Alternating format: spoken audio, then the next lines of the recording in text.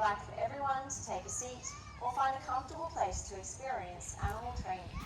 The training session runs for approximately 15 minutes, and the entrance gate will be closed and locked for the duration.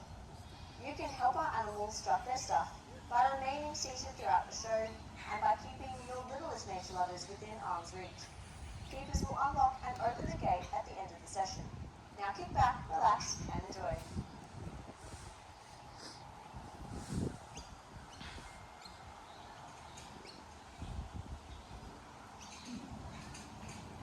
Good morning, everyone. Welcome to Moonlight Sanctuary.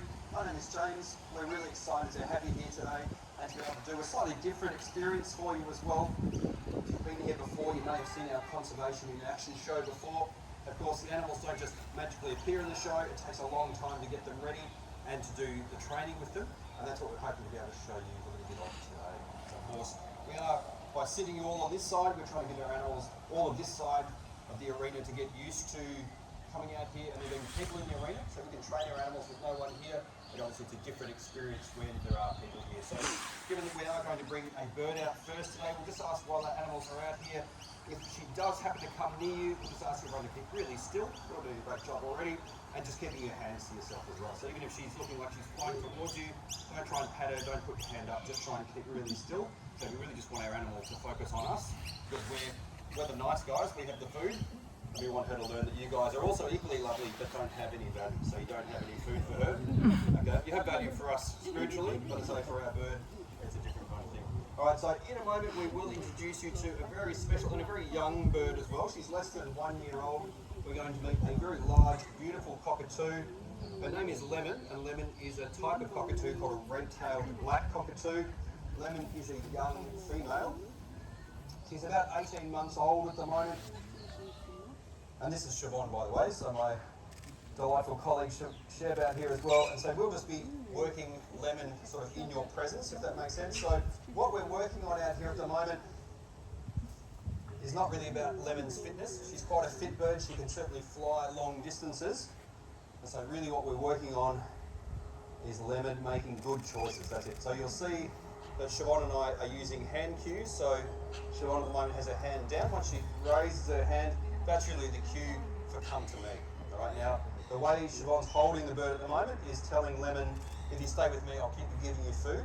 But once she opens up her hand like that, then that's when I become available. All right, so we're just teaching Lemon. You can sit around out here if you want. You can go and talk to the people in the crowd if you want, but really, if you just keep flying backwards and forwards, we're the people you want to pay attention to, because we're going to give you your favourite food. So every time we raise our hands like that, we think of it as being like a window of opportunity. So that window is open. If you fly when the window is open and you get there, you get your favourite food. If you take too long, we don't punish our animals. So there's no negative here, we're just using positive reinforcement. So it'd be like, for me, if I did the right thing and you gave me a block of chocolate, that would work really well on me. Okay, I would learn, well, maybe if I do that again in the future, you might give me another block of chocolate. All right, so really, that's the kind of mindset we're working with Lemon here. So she's getting sunflower seeds, a little bit of nuts, and so that's sort of like bird chocolate. All right, so it's a bit like chocolate for us. It is high in fats and oils. It's kind of delicious. You don't get too much of it in a day, but when you're working and you're doing your job, you're getting your favourite food. All right, so you just need to pardon us as well. We are kind of concentrating at the same time here. You'll see that during the session we might actually, I'm going to take a step back. So we're just going to extend the distance a little bit. So we are asking Lemon to make some slightly bigger decisions. She's doing really well out here at the moment. So we're really quite happy with this so far. Okay, Lemon, you coming? That's the girl. So again, as you can see, she's really not thinking about it, she's just doing it. And that's exactly what we want. As soon as Siobhan's hand becomes available, Lemon's going, right, I know what to do. I'm going to fly off and get the food. Now for a bird like this, I often say to people, they kind of have a mind of, say, a 4 or 5 year old child. Okay, so they have a concentration span that's maybe 5-6 minutes long. Okay? There's no point doing 100 repetitions with Lemon out here, because it'd be like with a small child, if we make you do it 100 times, after time number 10, you're not having a very good time anymore. It becomes really punishing. So a good training session is really a short training session, so we want to keep it really focused. And what we'll try and do, we won't do this for too much longer. We really want to end the session when it's going well. So we might just do another 3 reps here. So I'm just going to push it a little bit. I'm coming a little bit closer to you guys, so well done, Leonard. So again, we're sort of asking a little bit more of our bird here, being in proximity to people she doesn't know. So she's working and she's not really worried about you guys. That's a really good result for us. Actually, might put her in the tree before we go. So Lemon, she's not really going to kill anybody. She's far too delightful for that. So really, what she sometimes does is goes to the log here in the arena, and sometimes she wants to go and chew on the tree. So what we've just started doing is actually giving her the opportunity to go into the tree. So going into trees is fine, but I say it's not quite as cool as hanging out with Siobhan and I. So we're just sort of wanting her to make that distinction, and so then hopefully in the future, so we can keep working. But notice, I nearly said this is the most cursed thing you should never say as an animal trainer, but let's just do one more. Normally that means this is when the animal flies away. Yeah, so let's go back to you.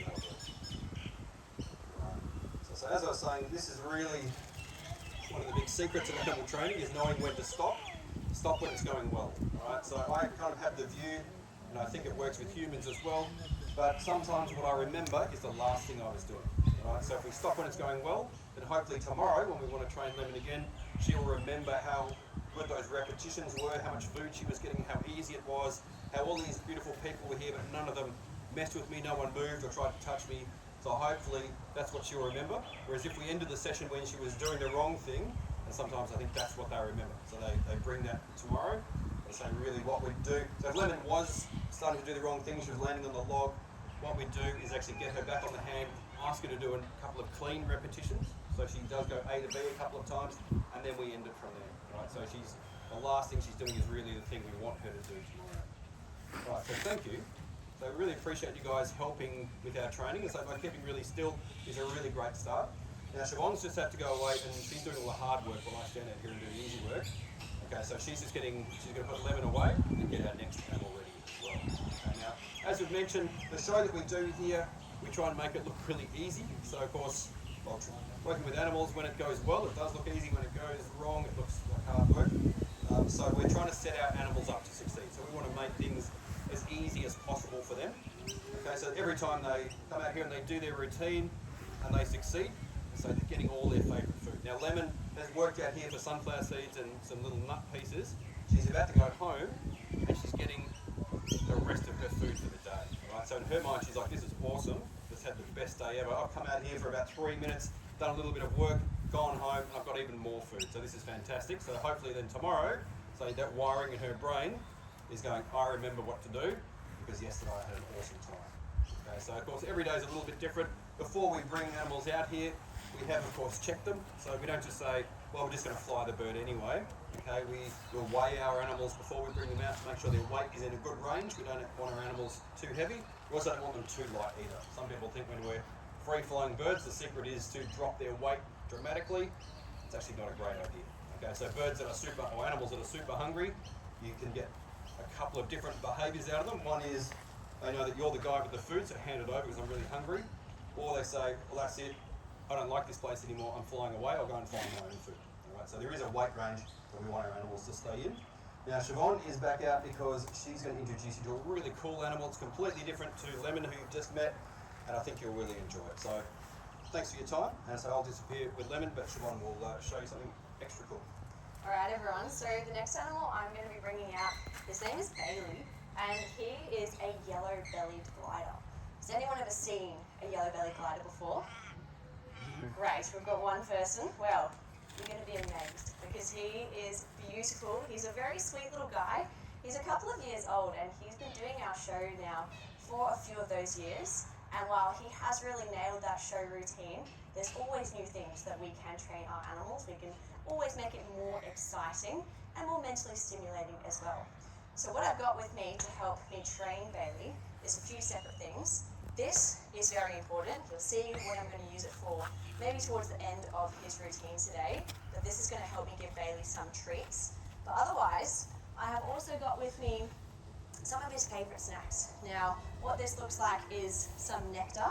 This is something that Bailey would naturally get as a part of his diet in the wild from flowers, so it's very tasty for him. It's quite good for him as well, he quite likes it. This is actually peanut butter mixed with some water, which is an extra special treat, so that's very special for Bailey. And then I've also got some pine nuts for him to chew on. So Bailey is actually just hanging just behind that wall over there. So I'll bring him out, and then you'll actually get to meet him and see. Is that normal peanut butter? Is it normal peanut butter or? She's just gone to go collect sorry. him. That's all right, Philip. Didn't hear me.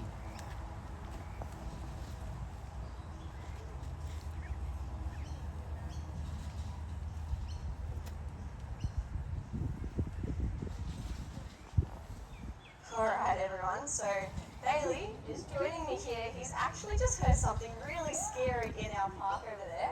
So he's just hanging out a little bit higher where he feels a bit safer. Now, even though Bailey has been doing the show for a number of years, he's still an animal, right? He still has those natural instincts, and he's gotten a little bit scared of something that he's never heard before. That's okay. I know that he's safe, and I want him to know that he's safe as well.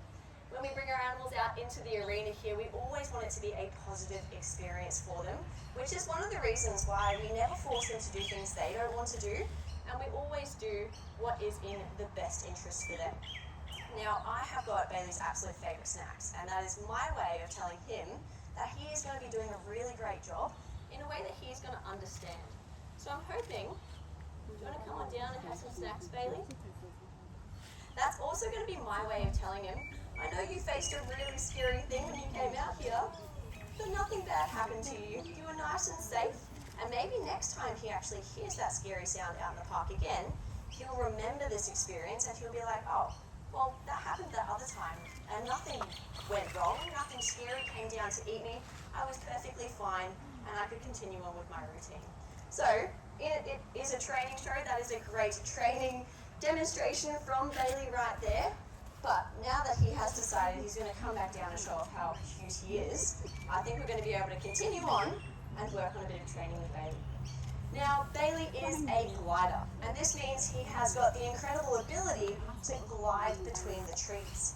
Now, he is quite a large species of glider, so he can actually travel distances of about 100 meters, which is pretty decent for such a small, fluffy animal.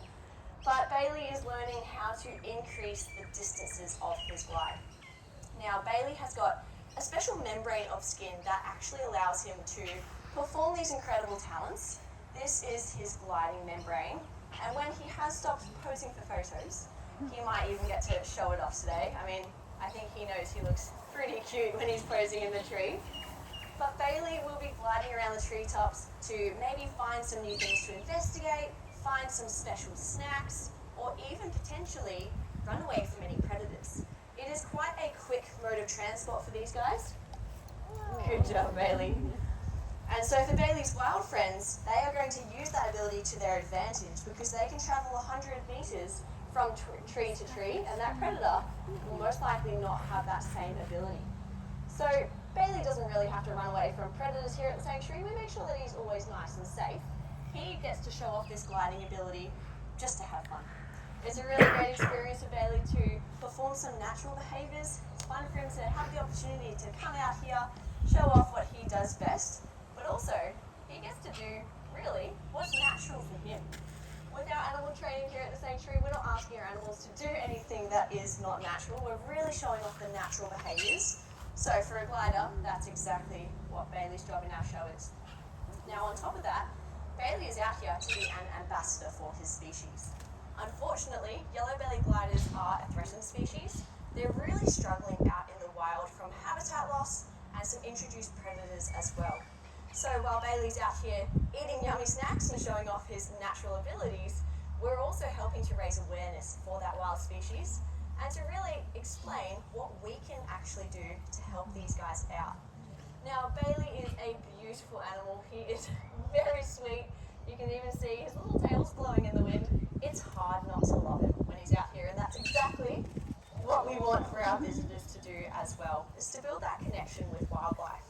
And while we've got Bailey out here being his beautiful self, we're really hoping that everybody who comes along to see him can remember him, remember what the threats his wild friends are facing, and what we can do to help. So little things around our own homes, like keeping our pet cats inside. That's a really, really big one, and it is so simple for us to do, but it makes a huge difference for these guys. Because Bailey, while he can glide between the trees, he can't necessarily understand what those introduced predators are. And for a cute, fluffy animal like Bailey, he is a very appetizing snack for some of those introduced species. So doing things like that, super simple for us, but also using some of those recycled paper products. That is another good example of how we can save his home. Bailey, he needs big trees to live in. He very rarely is actually going to be coming down to the ground. So, good job, buddy. By making those more sustainable choices, that's one way that we can actually help to protect not just his species and their homes, but lots of our other species as well. Now, that big glide that Bailey has just done is something we have been working on recently, but there's something else that I'm hoping Bailey is going to do, and that is a bit of a new glide that he has not done too much before, and that's to actually go right to the front of this tree and show off another one of those really big glides. I've mentioned Bailey can travel about 100 meters. That's very far. I'm not going to even bother asking Bailey to try and go 100 meters on this stage. I don't even think we have 100 meters that he's going to be able to travel across. But what he can do is go to the very top of this tree and try and show off something that's, I think, quite adorable for him. Now, like I said, this is something that's quite new for Bailey. We're still really working on what that is going to look like. And I'm just going to let Bailey figure it out, because this is also his routine. I want him to have fun with it. If he's decided he doesn't really want to do it, that's okay. I won't force him, but I know he's going to have fun with it. And it looks like he has decided he is going to show off this one today. Good job. Get those cameras ready, everyone, because it's a very cute photo. Good job, Bailey. Well done, buddy. It's pretty cute, right? I think it's a really great example of how Bailey is going to use that gliding membrane. He's going to stretch it out and use it to really travel further. Now, Bailey has done a fantastic job. That was pretty exciting for him. He is actually going to go back into his enclosure where he's going to go back to sleep for the rest of the day, seeing as he is a nocturnal species. Well done, Bailey. And I think we'd all like to go back to bed, wouldn't we? We've done our job for the day. Now, that's the end of what we have for you today. We really appreciate you guys coming along, and say by keeping still, by being really supportive. So we can't train animals without you, so we really appreciate it. And we appreciate you coming to Moonlight Sanctuary today as well. As you're walking around, you'll see we're part of some really important breeding programs. We can't do any of that work without your support and you guys coming along and visiting us. So we do really appreciate it. In a moment, we'll open up the gates and you can head back out into the park, make some more discoveries. You may have noticed we're real animal training nerds. So if there's anything you want to talk about with training, any questions you have, please come down and ask. There's no question off limits, but we hope you've enjoyed meeting a couple of animals today. We hope you have a great afternoon while you're with us here at Moonlight Sanctuary. Thanks a lot for coming. Just talk while you're going around the camera. We have a tiger snake. I think these are one of the most venomous in Australia. They are. That and a brown snake. Yeah, tiger snake. He's pretty creepy looking. But He's got a black head and it's quite. Does he look evil looking or? He's kind of cute, but he also has a really black head and black eyes. Yeah. So he looks venomous for sure. Okay, let's go around to the next one over here. Black-headed python. Non-venomous, but they're large. That's right. These pythons are known to choke people more than. Yeah. What? They strangle people out. Any type of python, I've learned over the years, they more choke you than they'll bite you because they haven't got any venom in them. Yeah, there you go. So They'll keep on going around you and round you and round you. Yeah.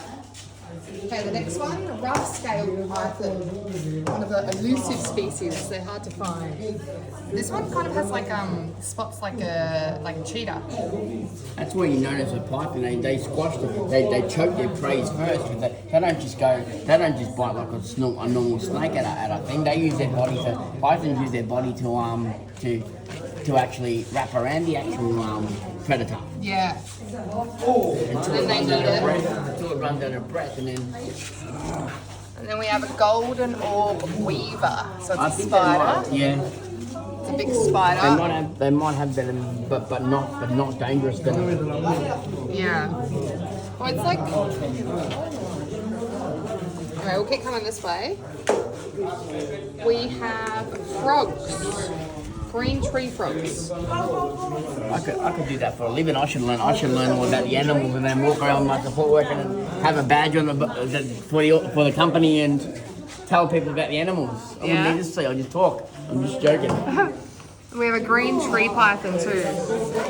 This one's gorgeous. It's like really, really like fluorescent green. Yeah. And he's curled up on a tree branch. Yeah. With his head like in the middle of his body. It looks kind of funny. Yeah, they make them look so good in here, but you trying to spot one in the wild, they'll be really camouflaged. Probably. Yes, definitely. Well, he's pretty camouflaged. Yeah. Yeah. I don't know where any of the green tree... Oh, there's another python. Green tree python. Very cool green. Very vibrant. Yeah. All right. Oh, we have a freshwater crocodile over here. Keep coming this way. You right? Yep. Come in here until you hit the barricade. I don't think freshwater crocs hurt you, mate. It's the saltwater ones you have to watch out for. Yes, that's right. So this one looks young. Oh, I thought you said look yum, but yeah. Yum. That's No. alright. I'm joking. 1.5 to 2.5 metre and between 30 to 60 kilos. How many meters? 1.5 to 2.5. Okay, so that's two of my canes. Yeah. Okay. Yeah. So this one maybe Two of my canes on top of each other. maybe a metre Yeah. at this stage. So yeah, it's definitely less vicious looking than the other one, Yeah. than the saltwaters or the big ones in the wild. Yeah. You good? Yeah. We're going to come to the right, Philip. This side. Follow this wall. Yeah. And this is the last one we've got. We've got the frill neck lizard. And he's keep coming over this way. Yeah, when they, I guess, the defense mechanism. What? The defense mechanism. Yeah, when they're in danger, I think when they're in danger, their neck becomes like curly, like frill. Yeah, Sorry. that's right. When they're in danger, it's a way they puff themselves up or whatever, and Yeah, that's it. I think it makes them look bigger. yeah. And more scary. Cool. Yeah, they look like dinosaurs. And that's all of it. Many pieces of land for them to stop by, so they have to be quite strong, and they also have to make sure that they are quite safe. Unfortunately for us, these guys are what we call parrot ground dweller, which means they actually forage on the floor. And what other animals love to do on the floor is eat birds. So I'm going to give an example. Cats is one of the main issue we're having. But also things such as snake, actually, which are often going to feed off these little guys. So we do have a lot of orange-bellied parrots here. However, not everybody gets selected to be released into the wild. They have to have through a whole specific amount of things. Make sure that the wing is quite strong, that they are quite not used to humans, so we have very small contact with them. You can recognize them because obviously they have this beautiful color and the orange belly, which is when they are on the ground and they are foraging for food and they look up, they can see the orange, and so they can see how many bird of the flock is above them, which is quite interesting. When we started, there was only 50 bird in the wild. Now we are up to 86, which is a fantastic thing. So a lot of other zoos are also helping, such as Victoria, to breed them. And this is, for example, a flocking aviary. So to train our bird to actually strengthen their wing, as you can guess, they need a lot of space, which if you look through here, you'll see there's a flocking aviary just there. They're quite big spaces for them to actually exercise their wing to make sure they are strong enough, because when we do release them, we even release them in Melbourne to go to Hobart, or we actually release them in Tassie to come back. So they have to make sure they have quite a few strength in the wings to make that flight.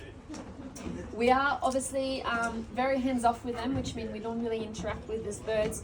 We're going to have a few health checks and things like this, but we try to keep them as wild as possible, so they don't get tinted by humans. So when they do go back to the wild, they don't think every human is their best friend and don't start just depending on humans for food, which is something we're trying to avoid, generally speaking. There's also another project we have, so this is one of them. This is our bird one. and we're hoping to do a lot of good with these guys. And then we also have the Pokilla mouse, and often I get asked what's the Pokilla mouse because a lot of people don't know about it.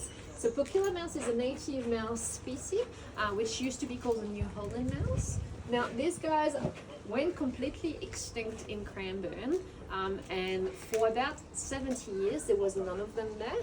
We have started breeding them with Melbourne Zoo and a lot of other zoos, and so we actually started releasing them again. We were very successful. We had so far about 170 different pups within the program in Victoria, so it's doing very well. We have released them back in Cranbourne, and this year we're happy to say we've counted about 20 pups in the Cranbourne site, which is fantastic.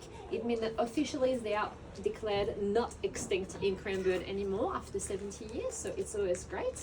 These guys are very important, and I know this is silly because we're talking about a little mouse, but actually the house mouse that we got introduced in Australia, which is the mouse you guys know about, is a bit different. The first thing you can recognize them because they have very small eyes compared to these guys. These guys are nocturnal animals, so they have very big eyes and very big ears, like most animals in Australia. They also have a bit of different digits, and they also have a different behavior. So they don't have any strength in the jaw like a house mouse, so they actually can't eat electrical wire, which is why they're also quite important. They were completely devastated, but these guys are also burrower, a bit like a wombat. They go on the ground, they do little tunnels, and they actually move seeds. They aerate the ground and they help the flora and the fauna. So these guys are so important for our environments, and they're often forgotten about. And unfortunately, if these guys go extinct, a lot of other animals around they go extinct. And I know this is absolutely silly, but there is a mite that is actually not a dangerous mite that they can have, and this mite is endangered as well. And because this mite on them has reduced, it means it left the place to sarcotic mange to start being a thing in Australia. So all these little domino effects are everywhere, and this is why these guys are quite important. So we do breed them here. We have about 35 different Pokilla in house as of today. And they are getting bred and released with Melbourne Zoo. We also help things such as Wilson's Prom. We have different type of gene. So we do also release female over there. So each area will have a different type of subspecies of mouse. Even though this is the same general one, they all have a bit of differences. Some are darker, some are a bit lighter, some have a longer legs, some have longer tail, depending on what they need. Awesome. Can I just jump in quickly? Sorry to interrupt, but is anyone here for a threatened species tour? No? Good. This is our threatened species talk, so obviously they're very closely related, but the tour is a different thing. And if you go into the tour, I'll disappear and look for my people. Thank you. Oh yeah, so here you go. I think this is about it for me today, guys. Do you have any more questions before heading out? No question? No? Awesome. Welcome. Thank you for listening, guys. Hi everybody, it's me, Philip, and today I'm with my friend Kira, and we're at Moonlight Sanctuary.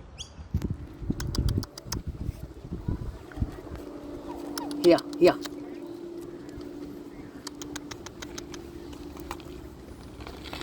Is he eating it though when I... What? Is he eating it when I threw it, or is he just ignoring it? He's starting to sniff it. But the ducks are just going and getting it instead. These silly ducks.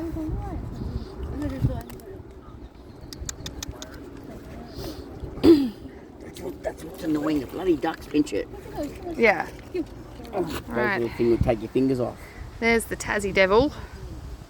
Do they eat these, or they know how The next to? Keeper Talk will be an owl that scared me. presentation at the Owl Aviary in 10 minutes. I get scared For easy. directions, I touched that and please then refer started to park talking and then... maps. The next Keeper Talk will be an owl presentation God, at Tassie the devils Owl are so Aviary ugly. in 10 minutes. They're For seriously directions, very ugly. Please refer to park maps. Oh, we haven't missed the owl. Okay, it's alright. The owl. It's all good. We'll get going home in a minute. Yeah, these animals are vicious. I can only see one. I don't know if there's any more. But this little guy's sniffing around, probably looking for food.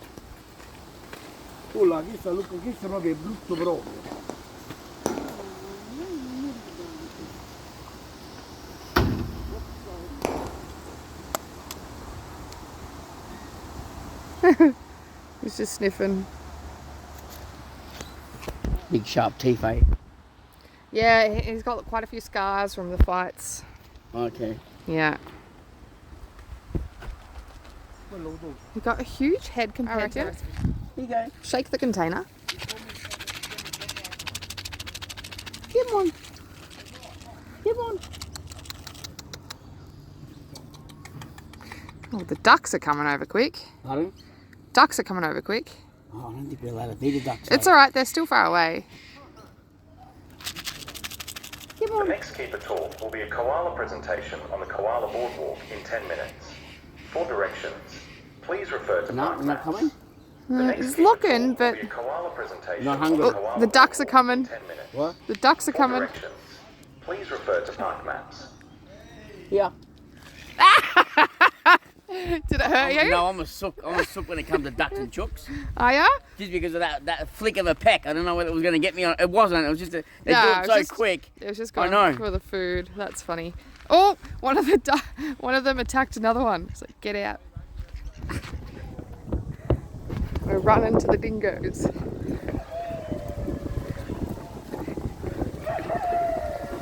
It's like they're all talking.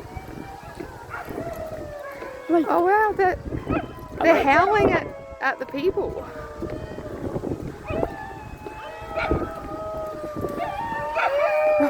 Are they trained to do that? Is there anyone here giving them commands, or they're just doing it? I don't know. 'Cause I can't see anyone doing it.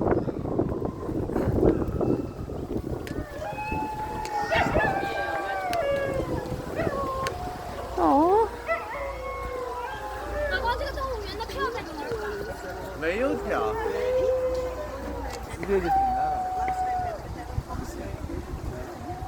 Seems like there's heaps in here too. there's 4 that I can see.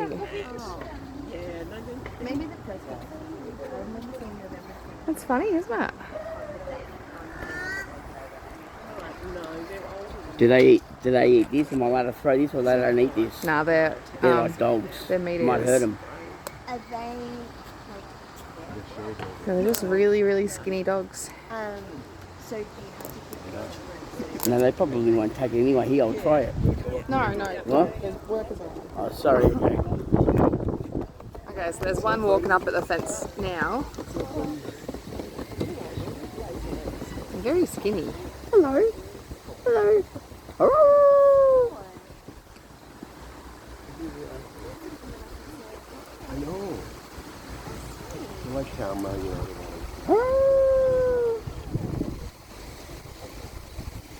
They're very tall, but very skinny. really? Oh my god. Is it true that they can? I should ask. Is it true that they? No, she's on a tour. It's a parrot tour. Oh yeah. Okay. Yeah. Oh, that's probably why. They've probably got commands with their hands to make them bark. Or Maybe. yeah.